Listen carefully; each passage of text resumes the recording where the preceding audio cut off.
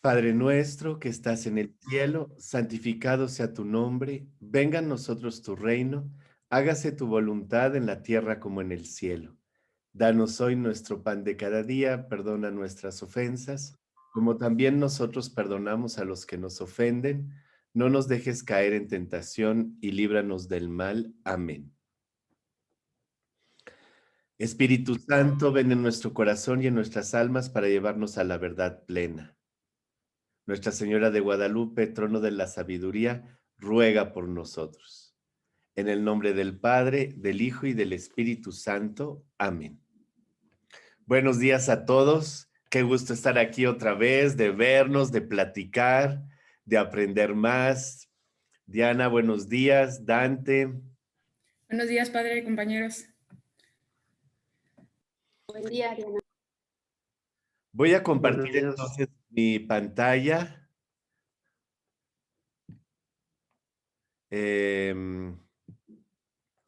Ok, esta es la entrada a Zoom y aquí está la plataforma. Bien, entonces acuérdense que estamos ya en la unidad 4, ya estamos en la última unidad. Me voy a ir así, con el enlace. Y estamos viendo ya lo que es un texto argumentativo. Entonces, voy a pasarles el video, ¿verdad? Del doctor Víctor Miguel, del TEC de Monterrey, que explica justamente los diferentes tipos de argumentos que hay en un texto, ¿verdad? Y entonces, para eso necesito compartir también el sonido. Ahí está. Y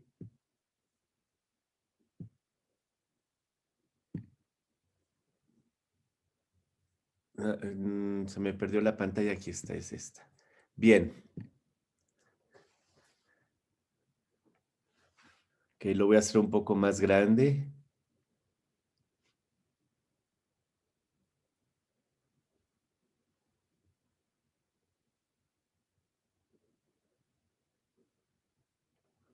Listo.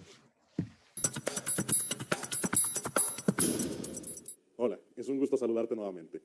En las lecciones anteriores tuviste la oportunidad de conocer e interiorizar las características de dos clases de textos distintos, los narrativos y los expositivos.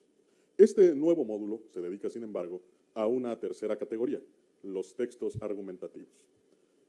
Los objetivos de aprendizaje para esta lección son identificar los principales tipos de argumentos, utilizar evidencias válidas para conformarlos y formular textos convincentes y bien estructurados. Iniciemos. Seguramente alguna vez te has visto en una situación en la que tú y un amigo no se pueden poner de acuerdo. Ante la necesidad de tomar una decisión, lo más seguro es que cada quien exponga su punto de vista seguido de los motivos por los que considera que ese y no el otro es el parecer que debe acatarse. Este intercambio de ideas y razones enfocado en convencer a una persona, específicamente sobre un tema determinado, mientras se defiende una postura que está ya definida, se llama argumentación. Los argumentos son unidades complejas, compuestas por una idea central, un conjunto de ideas de soporte y una conclusión. Su propósito principal es dotar de razones válidas a una idea para que ésta pueda fundamentarse sólidamente y, por consiguiente, convenza al interlocutor o al público. Ahora te estarás preguntando, ¿cómo es que se puede argumentar adecuadamente? Bueno, cuando argumentamos, lo primero que debemos hacer es pensar en las características del potencial receptor de nuestros argumentos y nuestro mensaje. Con base en el público al que esperamos impactar, organizaremos la información seleccionando las evidencias y además tendremos la oportunidad de constituir los argumentos que nos resultarán más efectivos.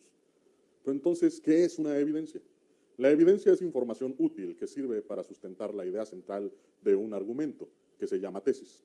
Existen muchos tipos de evidencias, por ejemplo, datos numéricos, hechos o acontecimientos, anécdotas, ejemplos, proposiciones lógicas, etc.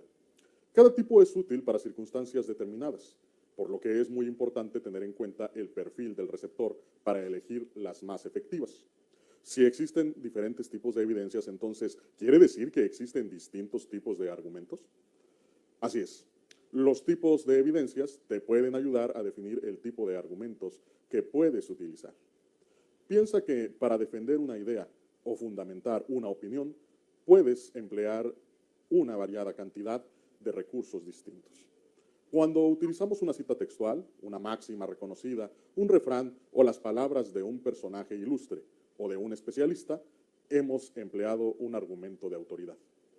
Cuando, por ejemplo, citamos eso, un ejemplo real o inventado a propósito de la situación, se trata entonces de un argumento de ejemplificación. Si nos valemos de un dato verificable y específico, como podría ser un acontecimiento reciente o del pasado, una estadística o una experiencia real y replicable, estamos entonces recurriendo a un argumento de hecho. Al invocar una verdad convencionalmente aceptada por la relación causa-efecto que supone, estamos entonces ante un argumento racional. Mientras que si aludimos de manera implícita o explícita a algún sentimiento, nos toparemos entonces con un argumento afectivo. Si tienes presente esta clasificación y conoces bien a tu público o a tu interlocutor, te será muy sencillo ejercitar la persuasión.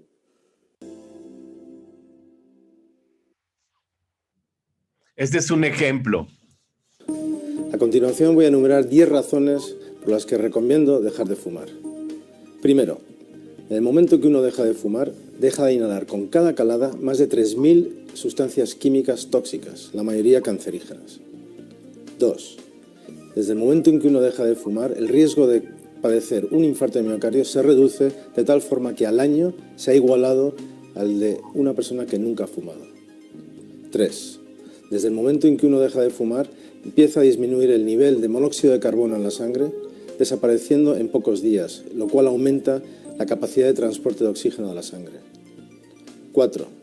Cuando unos padres dejan de fumar, disminuyen a cero el riesgo que puedan tener sus hijos de tener un cáncer de pulmón como consecuencia del humo que inhalan de forma pasiva durante su infancia.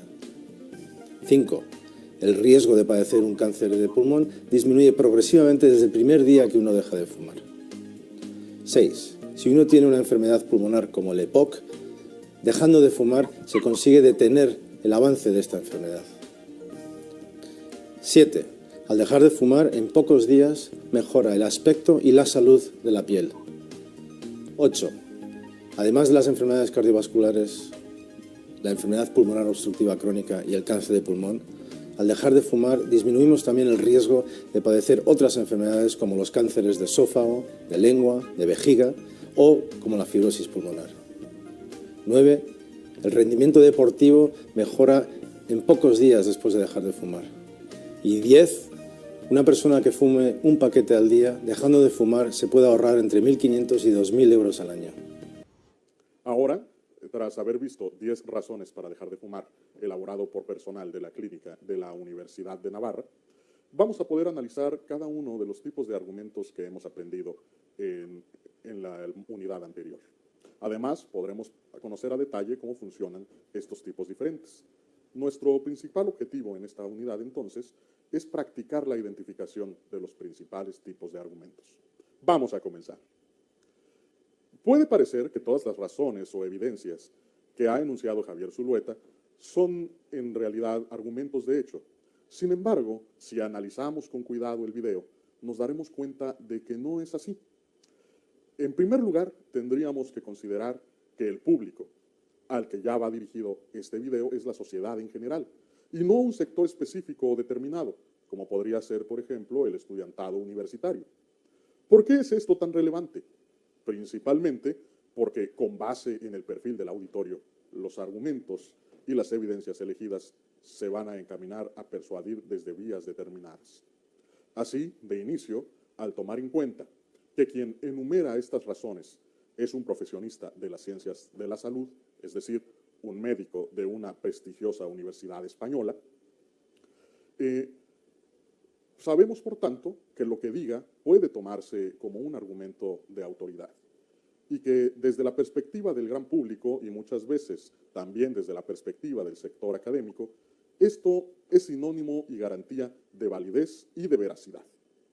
Sin embargo, las razones 1, 2 y 3 son sin lugar a dudas argumentos de hecho, puesto que refieren a datos verificables y contrastables, es decir, nos remiten a la realidad.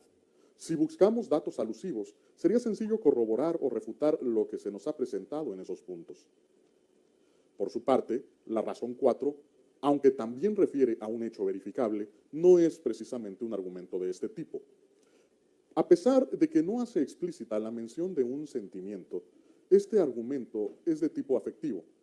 Y es que se basa, o de alguna manera busca persuadir al público al evocar el profundo cariño que sienten los padres por sus hijos.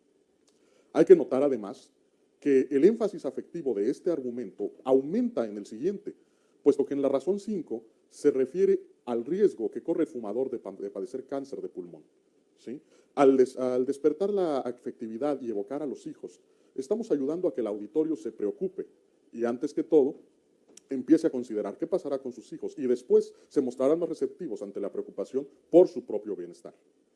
Por su parte, las razones 9 y 10 son racionales, puesto que proponen una verdad convencional que puede aceptarse por lógica pura y no es necesario que busquemos recurrir a ningún tipo de dato o de corroboración.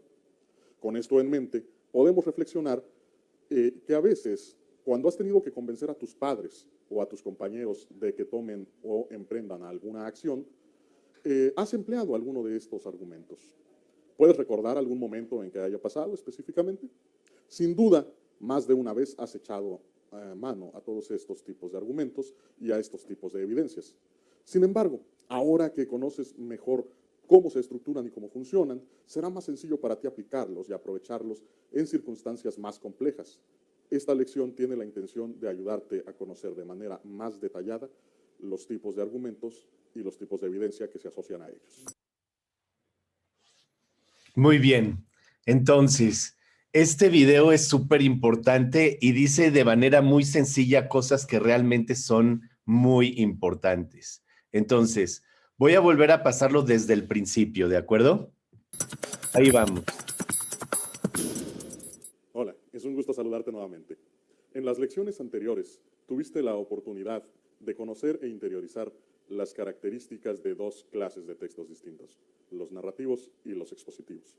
Este nuevo módulo se dedica, sin embargo, a una tercera categoría, los textos argumentativos. Los objetivos de aprendizaje para esta lección son identificar los principales tipos de argumentos, utilizar evidencias válidas para conformarlos y formular textos convincentes y bien estructurados. Iniciemos. Seguramente alguna vez te has visto en una situación en la que tú y un amigo no se pueden poner de acuerdo.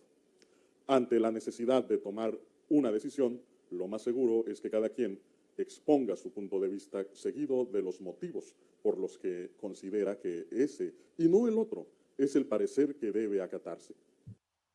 Entonces, eso es muy importante también en la vida religiosa, por ejemplo, cuando tenemos un capítulo en donde estamos tomando ciertas decisiones, o también en las empresas, ¿verdad? Cuando tienen una reunión de negocios, cosas así, es muy importante saber justificar nuestra postura. No solamente decir nuestras ideas, sino saber argumentar en favor de nuestras ideas y de nuestra postura. ¿De acuerdo? Sigo adelante. También en la vida familiar, ¿eh? Este intercambio de ideas y razones enfocado en convencer a una persona, específicamente sobre un tema determinado, mientras se defiende una postura que está ya definida, se llama argumentación. Los argumentos son unidades complejas, compuestas por una idea central, un conjunto de ideas de soporte y una conclusión. Su propósito principal es dotar de razones válidas a una idea para que ésta pueda fundamentarse sólidamente y, por consiguiente, convenza al interlocutor o al público. Ahora te estarás preguntando, ¿cómo es que se puede argumentar adecuadamente? Bueno, cuando argumentamos, lo primero que debemos hacer es pensar en las características del potencial receptor de nuestros argumentos y nuestro mensaje. Con base en el público al que esperamos impactar, organizaremos la información seleccionando las evidencias y además tendremos la oportunidad de constituir los argumentos que nos resultarán más efectivos. Pero entonces, ¿qué es una evidencia? La evidencia es información útil que sirve para sustentar la idea central de un argumento, que se llama tesis. Existen muchos tipos de evidencias, por ejemplo, datos numéricos, hechos o acontecimientos, anécdotas, ejemplos, proposiciones lógicas, etc. Entonces, fíjense bien lo que es una evidencia. Lo presenta este doctor como información útil que sustenta la idea central o tesis de un argumento, ¿ok? Entonces, em, el hecho de que sea útil, ¿qué quiere decir? Que sea útil para sustentar mi idea central, o sea, que sea una evidencia relevante para la idea central que estoy yo defendiendo, ¿de acuerdo? O sea, que esté relacionada con la idea central o la tesis que yo estoy defendiendo. Que eso es lo que quiere decir útil. Relevante, apropiada, concluyente. ¿Okay? Existen diferentes tipos de evidencia que pueden emplearse en diversas circunstancias, cierto. Ahora hay una cosa más sobre la evidencia. La evidencia no necesita demostrarse, sino que solamente se muestra. Es decir, que muestro los datos de una encuesta que pude haber realizado, muestro las diferentes experiencias que el hombre en general puede tener. Por ejemplo, decir que el hombre es racional es mostrar una evidencia, es un animal racional. Estoy definiéndolo, pero también estoy mostrando una evidencia.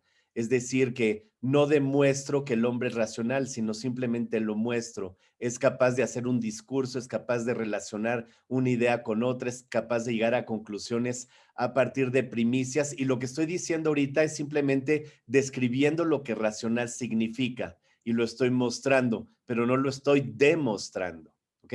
Entonces, de cierta manera, en la evidencia es lo último a lo cual se reduce una argumentación en donde ya en la evidencia todos nos ponemos de acuerdo, ¿verdad?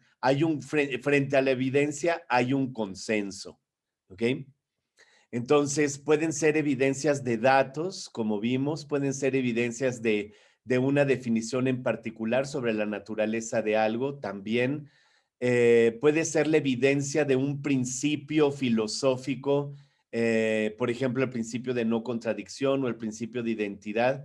En matemáticas, la evidencia puede ser un axioma, ¿ok?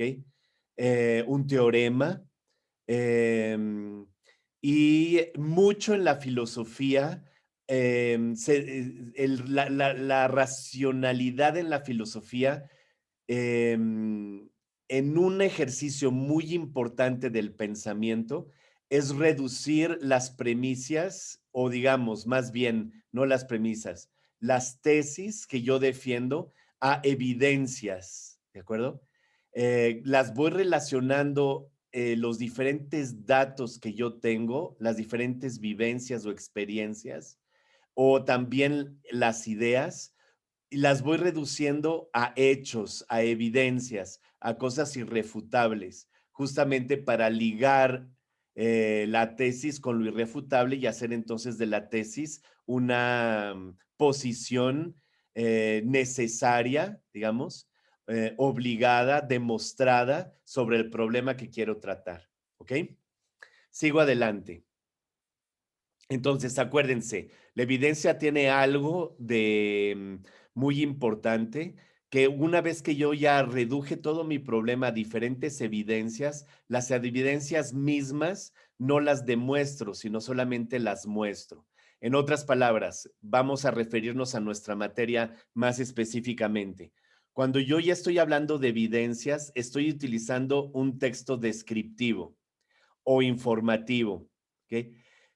Y ya no estoy utilizando un texto argumentativo, pero el argumento me hizo llegar a la evidencia que quiero mostrar y describir para poder sustentar mi tesis. ¿Ok? Sigo entonces. Cada tipo es útil para circunstancias determinadas, por lo que es muy importante tener en cuenta el perfil del receptor para elegir las más efectivas. Si existen diferentes tipos de evidencias, entonces, ¿quiere decir que existen distintos tipos de argumentos? Así es. Los tipos de evidencias te pueden ayudar a definir el tipo de argumentos que puedes utilizar. Piensa que para defender una idea o fundamentar una opinión, puedes emplear una variada cantidad de recursos distintos. Cuando utilizamos una cita textual, una máxima reconocida, un refrán o las palabras de un personaje ilustre o de un especialista, hemos empleado un argumento de autoridad.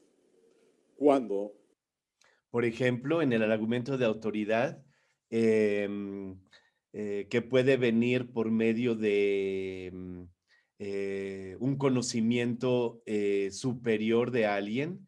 En el caso del dejar de fumar, es un médico, ¿verdad? Un médico, un especialista que por su ciencia nos muestra justamente los perjuicios graves de estar fumando, ¿no? En filosofía puedo utilizar argumentos de autoridad con citas de los filósofos más importantes, ¿de acuerdo? En teología con los teólogos más importantes y sobre todo con la revelación, ¿no? Si Jesús dijo esto, es Jesús y tiene la autoridad y además la autoridad de Dios, ¿no? Pero ahí estoy en teología, ¿de acuerdo? Entonces, utilizo los diferentes argumentos de autoridad para remitirme a una evidencia de un especialista. Esta es una evidencia de este especialista. ¿Verdad? Para Dios es una evidencia que nos tenemos que amar los unos a los otros. ¿Ok?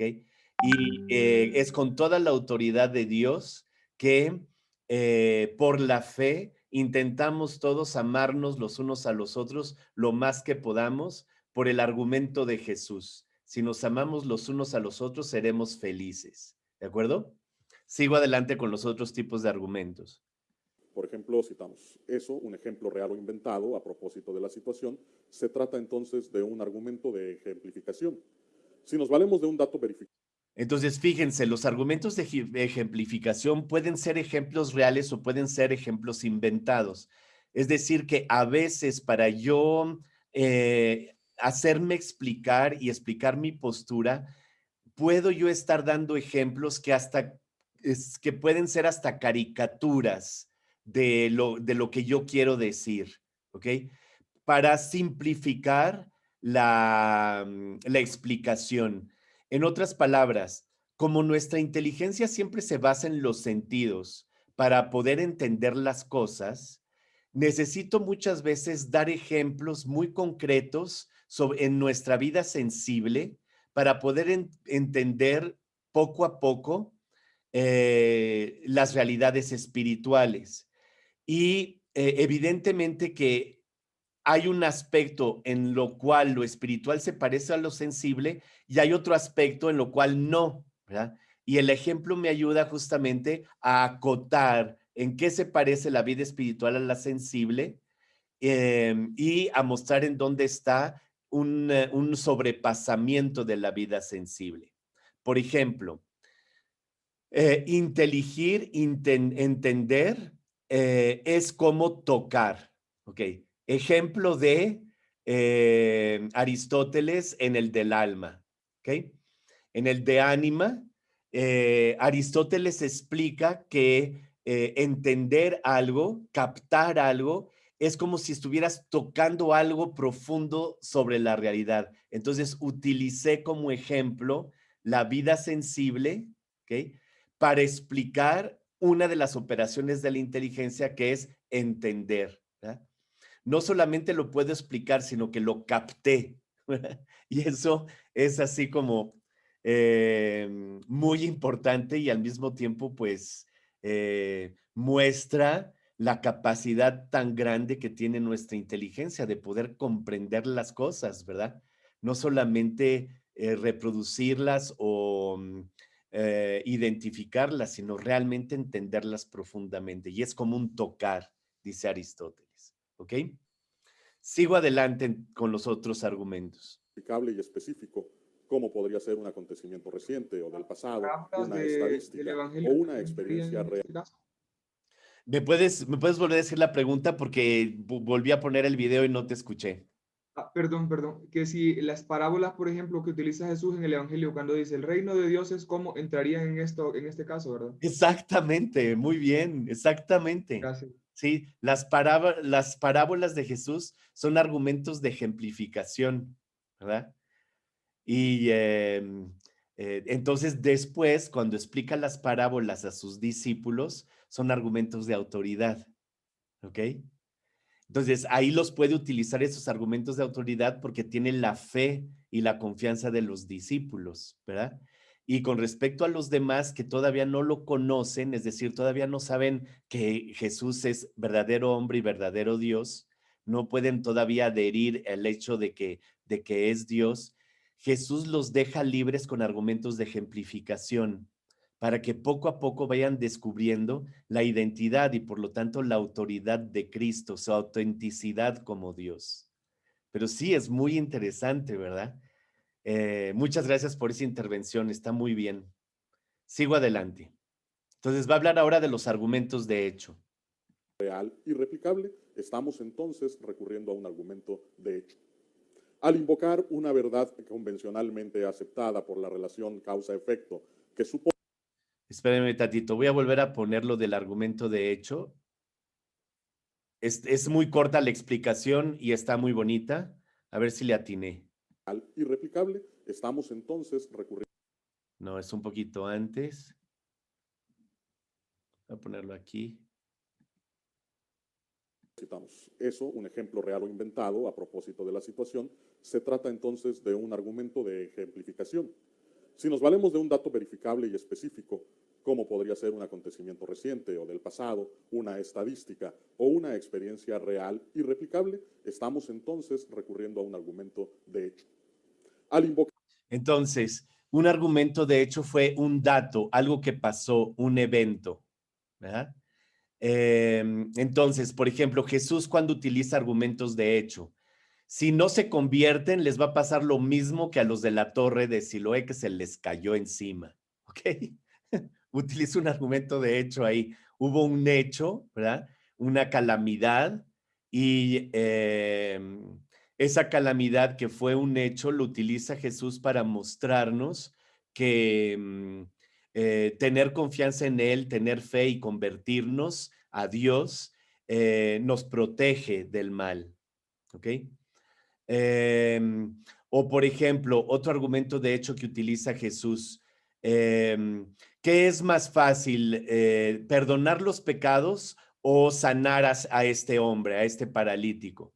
Pues para que sepan que que el Hijo del Hombre tiene la facultad de perdonar los pecados, te digo, levántate, toma tu camilla y regresa a tu casa. Y entonces lo sana, es un hecho, la sanación, ¿verdad? Física, toda orientada hacia una sanación espiritual. ¿Ok? Entonces ahí hay un argumento de hecho también. Sigo adelante. Invocar una verdad convencionalmente aceptada por la relación causa-efecto que supone, estamos entonces ante un argumento racional. Mientras que si aludimos de manera implícita o explícita.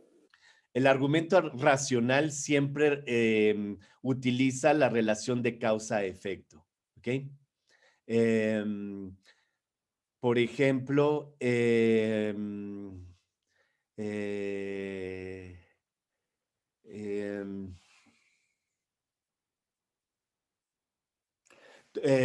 la vida, ¿qué es la vida? ¿No? ¿Qué es vivir? ¿Ok? Vivir, pues, es moverse, ¿ok? Es decir, en cuanto algo se mueve y no solamente es movido, sino que se mueve, pues entonces ahí podemos encontrar vida, ¿verdad? Una piedra, ¿hay movimiento en la piedra? Sí, pero no por ella misma, sino que algo necesitó haberla impulsado para que se moviera y después volviera a llegar a un estado de reposo. Sea un temblor, sea un ser humano que la lanzó, sea cualquier fuerza externa que hizo que la piedra entrara en movimiento, ¿verdad? Sea movida. En cambio, la vida es moverse uno mismo. La planta, ella misma tiene al interior de ella misma un dinamismo que la hace crecer. Los animales tienen un dinamismo interno que lo hacen buscar su comida. Nosotros los hombres igualmente, y también buscar la verdad, cómo nuestra inteligencia está finalizada por la verdad o nuestro obrar por la bondad, ¿no? Y entonces lo que puedo decir después de eso es decir, entonces la vida es un moverse, pero es un moverse intencional, con la intención de llegar a un fin. De ahí la importancia de la causa final en la vida, ¿ah? Del sentido, de encontrarle un sentido a la vida. Y entonces utilicé un argumento racional para introducir la causa final en la definición de vida, ¿verdad? Sigo adelante. A algún sentimiento, nos toparemos entonces con un argumento afectivo. Los argumentos afectivos son muy comunes en los países latinos, es decir, despierto las emociones de las personas, no solamente en los países latinos, pero mucho en los países latinos. Nos gustan mucho los argumentos afectivos. Cuando nos toca en nuestra emoción, como que estamos más abiertos a recibir otro tipo de argumentos después, ¿ok? Sigo adelante. Si tienes presente esta clasificación y conoces bien a tu público o a tu interlocutor, te será muy sencillo ejercitar la persuasión.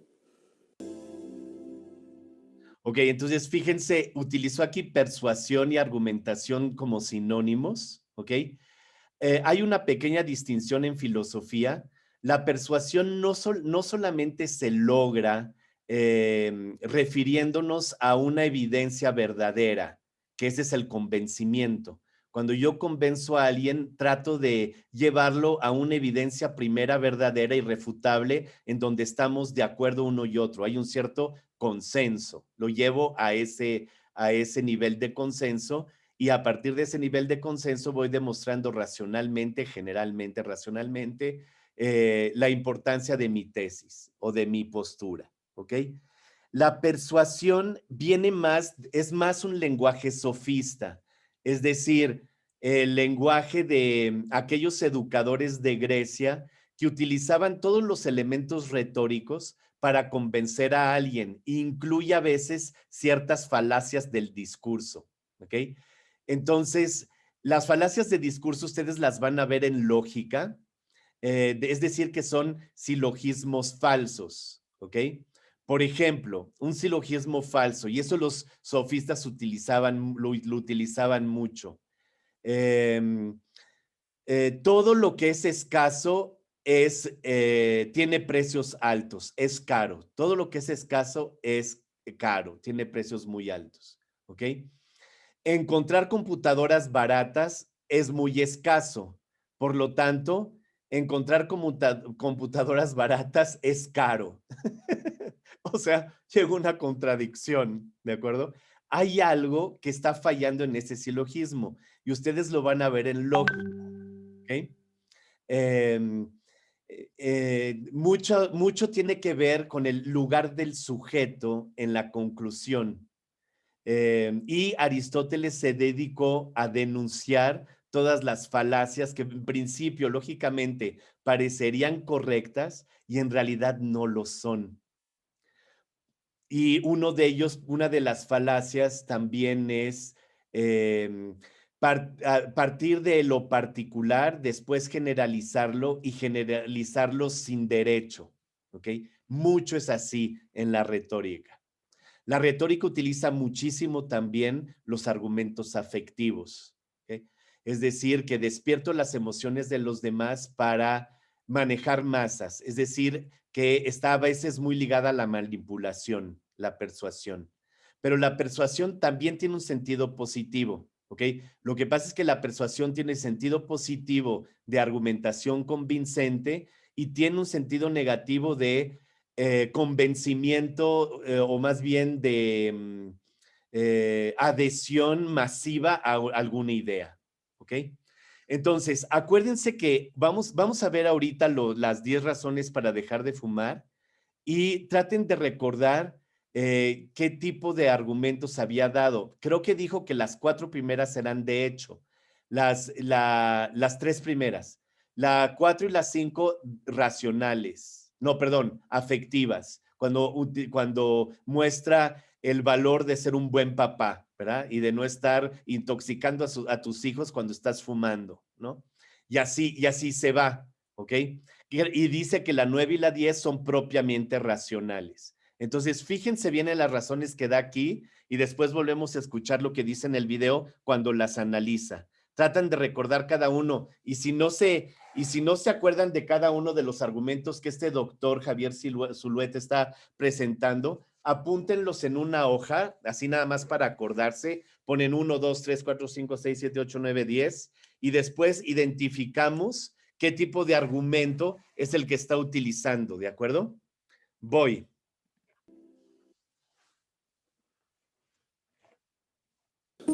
A continuación voy a enumerar 10 razones por las que recomiendo dejar de fumar. Primero, en el momento que uno deja de fumar, deja de inhalar con cada calada más de 3.000 sustancias químicas tóxicas, la mayoría cancerígenas. 2. Desde el momento en que uno deja de fumar, el riesgo de padecer un infarto de miocardio se reduce de tal forma que al año se ha igualado al de una persona que nunca ha fumado. 3.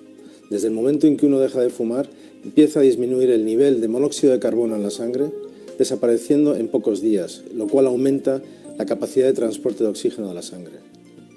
4. Cuando unos padres dejan de fumar, disminuyen a cero el riesgo que puedan tener sus hijos de tener un cáncer de pulmón como consecuencia del humo que inhalan de forma pasiva durante su infancia. 5. El riesgo de padecer un cáncer de pulmón disminuye progresivamente desde el primer día que uno deja de fumar. 6. Si uno tiene una enfermedad pulmonar como el EPOC, dejando de fumar se consigue detener el avance de esta enfermedad. 7. Al dejar de fumar, en pocos días mejora el aspecto y la salud de la piel. 8. Además de las enfermedades cardiovasculares, la enfermedad pulmonar obstructiva crónica y el cáncer de pulmón, al dejar de fumar disminuimos también el riesgo de padecer otras enfermedades como los cánceres de esófago, de lengua, de vejiga o como la fibrosis pulmonar. 9. El rendimiento deportivo mejora en pocos días después de dejar de fumar. Y 10. Una persona que fume un paquete al día, dejando de fumar, se puede ahorrar entre 1.500 y 2.000 euros al año. Ahora, tras haber visto 10 razones para dejar de fumar, elaborado por personal de la clínica de la Universidad de Navarra, vamos a poder analizar cada uno de los tipos de argumentos que hemos aprendido en la unidad anterior. Además, podremos conocer a detalle cómo funcionan estos tipos diferentes. Nuestro principal objetivo en esta unidad, entonces, es practicar la identificación de los principales tipos de argumentos. Vamos a comenzar. Puede parecer que todas las razones o evidencias que ha enunciado Javier Zulueta son en realidad argumentos de hecho. Sin embargo, si analizamos con cuidado el video, nos daremos cuenta de que no es así. En primer lugar, tendríamos que considerar que el público al que ya va dirigido este video es la sociedad en general, y no un sector específico o determinado, como podría ser, por ejemplo, el estudiantado universitario. ¿Por qué es esto tan relevante? Principalmente porque, con base en el perfil del auditorio, los argumentos y las evidencias elegidas se van a encaminar a persuadir desde vías determinadas. Así, de inicio, al tomar en cuenta que quien enumera estas razones es un profesionista de las ciencias de la salud, es decir, un médico de una prestigiosa universidad española, sabemos, por tanto, que lo que diga puede tomarse como un argumento de autoridad y que desde la perspectiva del gran público y muchas veces también desde la perspectiva del sector académico, esto es sinónimo y garantía de validez y de veracidad. Sin embargo, las razones 1, 2 y 3 son sin lugar a dudas argumentos de hecho, puesto que refieren a datos verificables y contrastables, es decir, nos remiten a la realidad. Si buscamos datos alusivos, sería sencillo corroborar o refutar lo que se nos ha presentado en esos puntos. Por su parte, la razón 4, aunque también refiere a un hecho verificable, no es precisamente un argumento de este tipo. A pesar de que no hace explícita la mención de un sentimiento, este argumento es de tipo afectivo, y es que se basa o de alguna manera busca persuadir al público al evocar el profundo cariño que sienten los padres por sus hijos. Hay que notar además que el énfasis afectivo de este argumento aumenta en el siguiente, puesto que en la razón 5 se refiere al riesgo que corre el fumador de padecer cáncer de pulmón. ¿Sí? Al despertar la afectividad y evocar a los hijos, estamos ayudando a que el auditorio se preocupe y, antes que todo, empiece a considerar qué pasará con sus hijos y después se mostrarán más receptivos ante la preocupación por su propio bienestar. Por su parte, las razones 9 y 10 son racionales, puesto que proponen una verdad convencional que puede aceptarse por lógica pura y no es necesario que busquemos recurrir a ningún tipo de dato o de corroboración. Con esto en mente, podemos reflexionar que a veces, cuando has tenido que convencer a tus padres o a tus compañeros de que tomen o emprendan alguna acción, has empleado alguno de estos argumentos. ¿Puedes recordar algún momento en que haya pasado específicamente? Sin duda, más de una vez has echado mano a todos estos tipos de argumentos y a estos tipos de evidencias.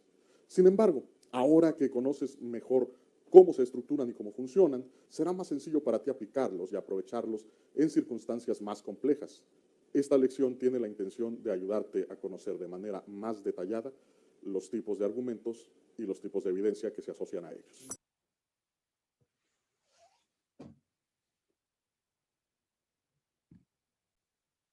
Perfecto. Espero que les haya gustado mucho este video. Está muy interesante, ¿verdad? Entonces, ¿qué argumentos podemos ver? El primer argumento que decía el doctor es que dejas de inhalar partículas cancerígenas cuando dejas de fumar. Argumento de hecho. El segundo es que disminuyes las probabilidades de tener un infarto. Argumento de hecho. Después la tercera es que disminuyes el CO2 en la sangre y por lo tanto el oxígeno está mejor transmitido dentro de tu cuerpo por la sangre, argumento de hecho.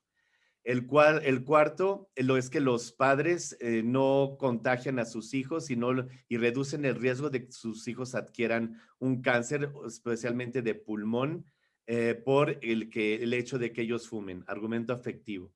El quinto también es un argumento afectivo que se basa en que disminuyes el riesgo de enfermarte si dejas de fumar. El sexto es un argumento de hecho, disminuye la probabilidad de que se agrave un efisema pulmonar, es decir, un EPOC. El 7, con la salud de la piel, en realidad, sobre todo es un argumento de hecho, pero también es un argumento afectivo, ¿verdad? Te vas a ver mejor, tu piel se va a ver más saludable, ¿verdad? Es los dos. El 8 también es un riesgo, una disminución de riesgo de enfermedades, y ese lo puedo ver como un argumento de hecho, como un argumento afectivo también. ¿Eh? El 9, mejora el rendimiento deportivo, es un argumento racional, y el 10, hay un gran ahorro económico, también es un argumento racional. ¿Ok? Son más que argumentos de hecho, ¿verdad? Por supuesto que es comprobable, pero no necesito evidencia para concluirlo. En cambio, para saber que si fumo el monóxido de carbono en la sangre aumenta, sí necesito hacer un análisis clínico. ¿Ok? Muy bien. Entonces, este tipo de argumentos también existen mucho en filosofía. ¿Ok? Y es todo el propósito de nuestro estudio de poder identificar este tipo de argumentos cuando hacemos un trabajo. ¿Ok? Bien. Entonces, son las 8:44. Tengo 5 minutos más. Voy a compartir mi pantalla.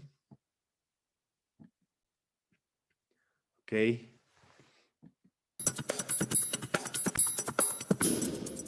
Hola, es un gusto saludarte nuevamente.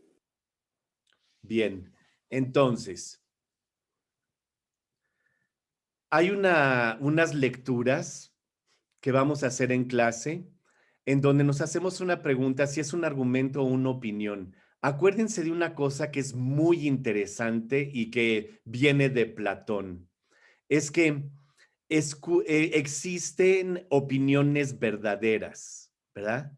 Pero es diferente un conocimiento verdadero científico a una opinión verdadera. Aunque ambas están orientadas a la verdad, el argumento científico verdadero, o digamos, el argumento verdadero, que no es solamente una opinión, sino que se basa en algún argumento y no solamente en una postura, es muy interesante porque es lo que me permite justificar una postura o la otra. En cambio, la opinión, muchas veces digo, bueno, pues ya verás las consecuencias si no me crees, ¿verdad? Y entonces ya utilizo un cierto tipo de argumento, sobre todo afectivo, para tratar de convencer al otro sobre la misma opinión y que tenga la misma opinión que yo tengo. Pero lo bonito es poder no quedarnos en niveles de las opiniones, sino poder justificar con diferentes argumentos una verdad o una certeza, una postura. Entonces ahí vamos a ver la clasificación de los diferentes argumentos y de los tipos de argumentos, y vamos a ver también cuál es la característica del texto argumentativo, ¿de acuerdo? Y eso lo veremos en la próxima clase. Y vamos a hacer algunos ejercicios sobre los argumentos que vienen aquí después. Y después vamos a ver otro video también del doctor Víctor Miguel sobre el texto argumentativo. Entonces ya el texto argumentativo propiamente dicho, cómo se estructura. ¿Ok? Y aquí tienen una tarea, ¿verdad? Que hacer para el 6 de diciembre. ¿De acuerdo? Viene la estructura del texto argumentativo, los diferentes pasos para redactarlo, y aquí vendrá el cuarto examen parcial, también para el 6 de diciembre, en la redacción de un texto argumentativo bien estructurado, ¿ok? Con un ejemplo. Y después veremos lo que es un ensayo filosófico, ¿ok? Eso es lo que nos resta de ver para terminar la materia, que no es mucho, si se fijan, no es mucho lo que nos queda por estudiar. Entonces, estamos cubriendo muy bien el programa. Perfecto. Entonces, vamos a rezar ya para terminar la clase de hoy. Si tienen preguntas, las vemos en la próxima clase, ¿de acuerdo? En el nombre del Padre, del Hijo y del Espíritu Santo. Amén. Dios te salve María, llena eres de gracia, el Señor es contigo. Bendita eres entre todas las mujeres y bendito es el fruto de tu vientre, Jesús. Santa María, Madre de Dios, ruega por nosotros pecadores, ahora y en la hora de nuestra muerte. Amén. Que tengan todos un muy bonito día.